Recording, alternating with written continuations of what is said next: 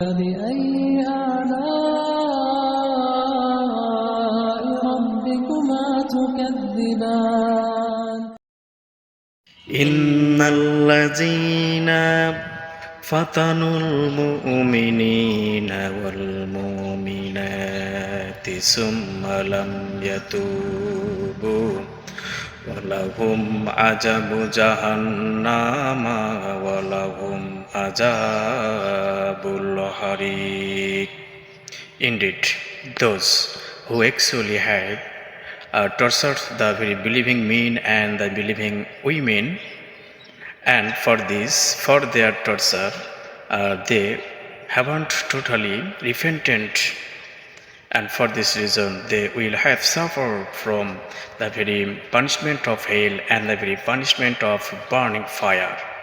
যারা মুমিন বিশ্বাসী পুরুষ এবং বিশ্বাসী স্ত্রীদেরকে মহিলাদেরকে টর্চার করেছে, অন্যায়ভাবে অত্যাচার করেছে, নিপীড়ন করেছে এবং তারা তার জন্য তওবা করেনি, অবশ্যই তাদের জন্য